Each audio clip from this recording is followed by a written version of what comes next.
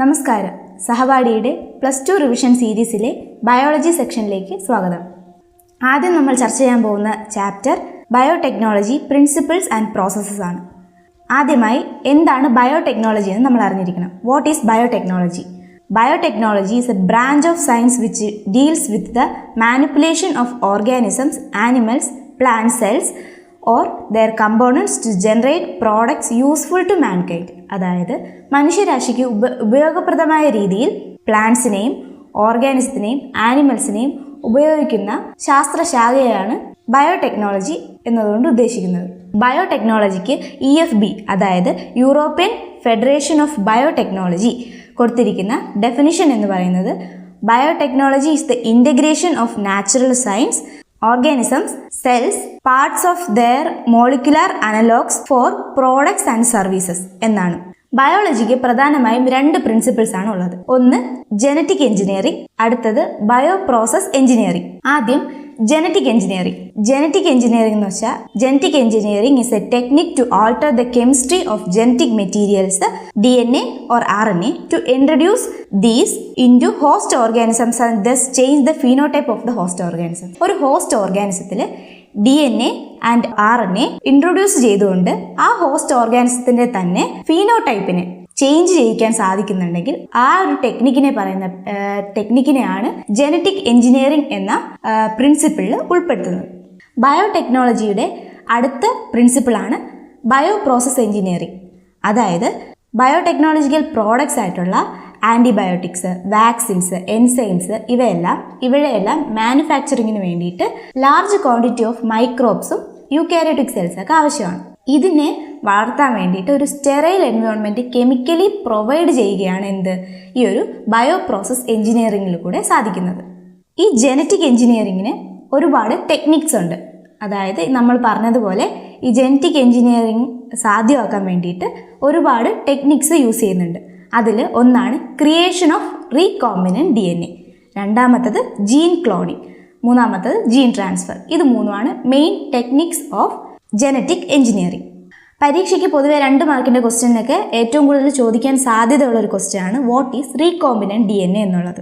Recombinant DNA is artificially made DNA that is composed of combination of DNA sequences from 2 or more organisms. അതായത് ഒന്നിലധികമോ ഓർഗാനിസത്തിൻ്റെ DNAs കൂടി ചേർന്ന് പുതിയൊരു DNA artificially ഉണ്ടാക്കുന്നു. അതിനെയാണ് recombinant DNA എന്നതുകൊണ്ട് ഉദ്ദേശിക്കുന്നത്.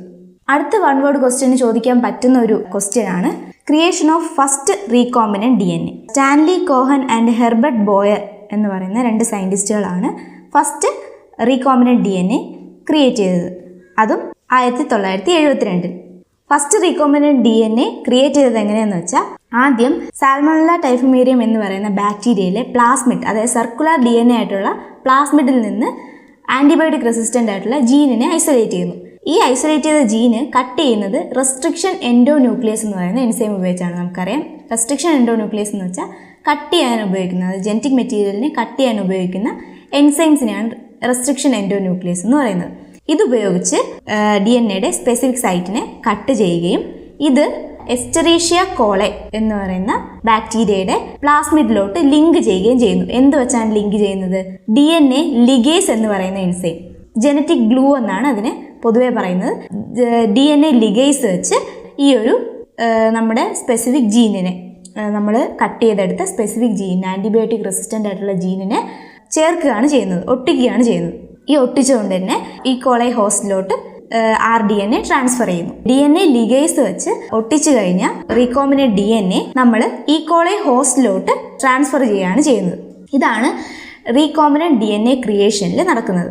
അടുത്ത ഇമ്പോർട്ടൻ്റ് ആയിട്ടുള്ള ഒരു ടേം ആണ് ജീൻ ക്ലോണിംഗ്.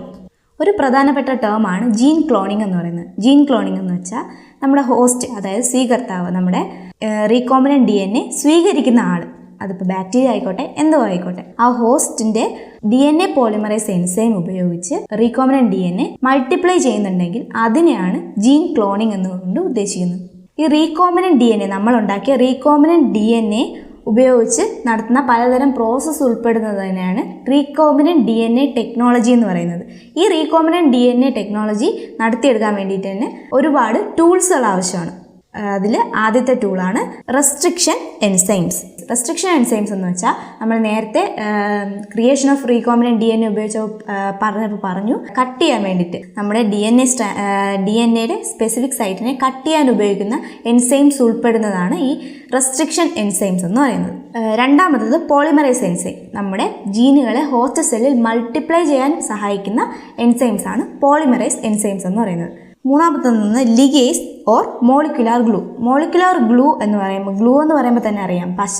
അതായത് നമ്മൾ കട്ട് ചെയ്തെടുത്ത റെസ്ട്രിക്ഷൻ എൻസൈംസ് ഉപയോഗിച്ച് കട്ട് ചെയ്തെടുത്ത നമ്മുടെ സ്പെസിഫിക് ജീനിനെ അല്ലെങ്കിൽ സ്പെസിഫിക് DNA പാർട്ടിനെ വേറൊരു പ്ലാസ്മിഡിലോട്ട് അറ്റാച്ച് ചെയ്യാൻ ഉപയോഗിക്കുന്ന എൻസൈംസിനെ പറയുന്നതാണ് ലിഗേസ് എന്ന് പറയുന്നത്. അതിന് മോളിക്കുലാർ ഗ്ലൂ എന്ന് പൊതുവെ അറിയപ്പെടാറുണ്ട്. നെക്സ്റ്റ് എന്ന് വെച്ചാൽ വെക്റ്റേഴ്സ് എന്ന് വെച്ചാൽ വാഹകർ. അതായത് നമ്മൾ കൊടുത്ത സ്പെസിഫിക് ജീന് ഹോസ്റ്റ് സെല്ലിലേക്ക് കൊണ്ടുപോകുന്ന ആ ഒരു പ്ലാസ്മിഡിനെ അല്ലെങ്കിൽ എന്താണോ കൊണ്ടുപോകുന്നത് അതിനെ പറയുന്ന പേരാണ് വെക്റ്റർ എന്ന് പറയുന്നത്. നെക്സ്റ്റ് ഹോസ്റ്റ് എന്ന് വെച്ചാൽ നമ്മൾ എന്തിലോട്ടാണോ ഈ റീകോമ്പിനന്റ് DNA അപ്ലൈ ചെയ്തത് അതിനെ പറയുന്ന പേരാണ് ഹോസ്റ്റ്. അതായത് സ്വീകർത്താവ്. നമ്മൾ എന്തിലോട്ടാണോ ഈ ഒരു റീകോമ്പിനന്റ് DNA കൊടുത്തത് അതിനെ ഹോസ്റ്റ് എന്ന് പറയുന്നു. ന്യൂക്ലിയസ്. നമ്മുടെ ന്യൂക്ലിക് ആസിഡ്സിനെ കട്ട് ചെയ്യുന്ന എൻസൈംസിനെ പറയുന്ന പേരാണ് ന്യൂക്ലിയസ്. ന്യൂക്ലിക് ആസിഡ്സ് എന്താണെന്നറിയാലോ, നമ്മൾ RNAയും DNA ആണ് ന്യൂക്ലിക് ആസിഡ്സ് എന്ന് പറയുന്നത്. ഈ RNAയും DNA കട്ട് ചെയ്യാൻ ഉപയോഗിക്കുന്ന എൻസൈംസിനെ പറയുന്ന പേരാണ് ന്യൂക്ലിയസ്. നമ്മൾ നേരത്തെ പറഞ്ഞ റെസ്ട്രിക്ഷൻ എൻഡോന്യൂക്ലിയസ് ഇതിന് ഒരു എക്സാമ്പിളാണ്. അടുത്ത് ന്യൂക്ലിയസ് തന്നെ 2 ടൈപ്പ് ഉണ്ട്, എക്സോന്യൂക്ലിയസ് ആൻഡ് എൻഡോന്യൂക്ലിയസ്. എക്സോന്യൂക്ലിയസ് എന്ന് വെച്ചാൽ ഈ DNA നമ്മൾ പറഞ്ഞു DNA RNA ഒക്കെ കട്ട് ചെയ്യാൻ ഉപയോഗിക്കുന്ന എൻസൈംസ് ആണ് ന്യൂക്ലിയസ് എന്ന് പറഞ്ഞു. അതിൽ എക്സോന്യൂക്ലിയസ് എന്ന് വെച്ചാൽ cut the DNA at the end. അതായത് ഒരു DNAയുടെ അറ്റത്ത് കട്ട് ചെയ്യാൻ ഉപയോഗിക്കുന്ന, അറ്റത്തുണ്ടാവുന്ന ആ ഒരു സ്പെസിഫിക് സൈറ്റിനെ കട്ട് ചെയ്യാൻ ഉപയോഗിക്കുന്ന എൻസൈംസിനെ ന്യൂക്ലിയസിനെ എക്സോന്യൂക്ലിയസിൽ ഉൾപ്പെടുത്തുന്നു. അതുപോലെ തന്നെ എൻഡോന്യൂക്ലിയസ് എന്ന് വെച്ചാൽ cut at specific site within the DNA. ഒരു സ്പെസിഫിക് സൈറ്റ് DNAക്കുള്ളിലുള്ള ഒരു സ്പെസിഫിക് സൈറ്റിൽ കട്ട് ചെയ്യുന്നുണ്ടെങ്കിൽ അത് എൻഡോന്യൂക്ലിയസ് ആണ്. എൻഡോന്യൂക്ലിയസിന് ഒരു എക്സാമ്പിളാണ് റെസ്ട്രിക്ഷൻ എൻഡോന്യൂക്ലിയസ്. ഇതിനെ മോളിക്കുലാർ സിസേഴ്സ് എന്നും പറയുന്നു. Hint 2 from Haemophilus influenza.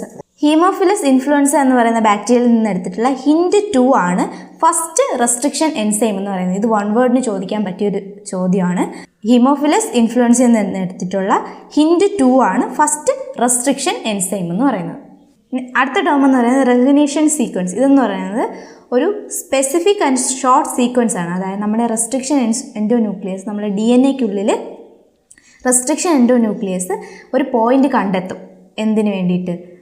നമ്മുടെ കട്ട് ചെയ്യാൻ വേണ്ടിയിട്ട് ഒരു സ്പെസിഫിക് പോയിന്റ് കണ്ടെത്തുന്നുണ്ടെങ്കിൽ ആ ഒരു സ്പെസിഫിക് സീക്വൻസിനെ പറയുന്ന പേരാണ്, ഷോർട്ടും സ്പെസിഫിക്കും ആയിട്ടുള്ള ആ ഒരു സീക്വൻസിനെ പറയുന്ന പേരാണ് റെക്കഗ്നിഷൻ സീക്വൻസ് എന്ന് പറയുന്നത്. നമുക്ക് കട്ട് ചെയ്യേണ്ട, അതായത് റെസ്ട്രിക്ഷൻ എൻഡോന്യൂക്ലിയസ് കട്ട് ചെയ്യേണ്ട ആ ഭാഗം, അതിനെയാണ് റെക്കഗ്നിഷൻ സീക്വൻസ് എന്ന് പറയുന്നത്.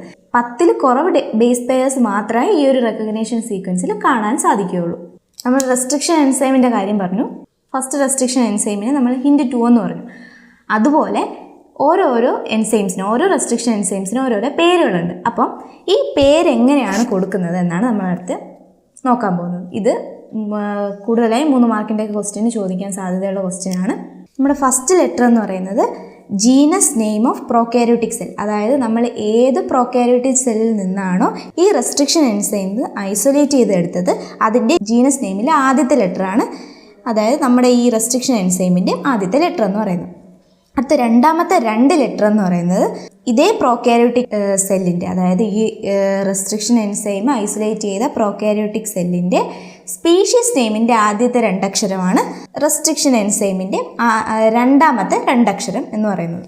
ഫോർത്ത് ലെറ്റർ എന്ന് ഡിനോട്ട് ചെയ്യുന്നത് നമ്മുടെ സ്ട്രെയിനിനെയാണ്, ബാക്ടീരിയൽ സ്ട്രെയിനിനെയാണ് ഫോർത്ത് ലെറ്റർ ഡിനോട്ട് ചെയ്യുന്നത്.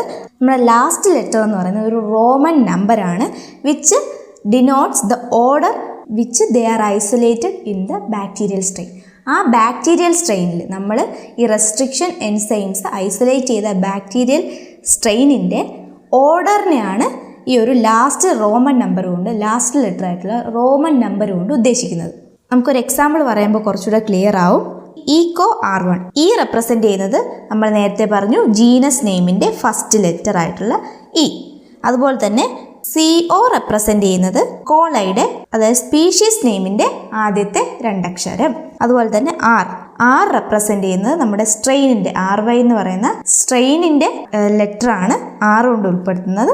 അതുപോലെ ലാസ്റ്റ് ലെറ്റർ ആയിട്ടുള്ള Roman number 1 which represent the strain, bacterial സ്ട്രെയിനിൻ്റെ ഓർഡറിൻ്റെ നമ്പറാണ് ലാസ്റ്റ് റോമൻ ലെറ്റർ കൊണ്ട് ഉൾപ്പെടുത്തുന്നത്. അപ്പോൾ ഇത്രയൊക്കെയാണ് നമുക്ക് ജനറ്റിക് എഞ്ചിനീയറിങ്ങിൻ്റെ തുടക്കം, ഒരു ഇൻട്രൊഡക്ഷൻ എന്ന രീതിയിൽ നമുക്ക് പറയാനുള്ളത്. തീർച്ചയായും നിങ്ങളുടെ അഭിപ്രായങ്ങളും സംശയങ്ങളും കമൻറ്റ് സെക്ഷനിൽ ഇടുക. അടുത്ത വീഡിയോയിൽ കാണാം. Thanks for watching.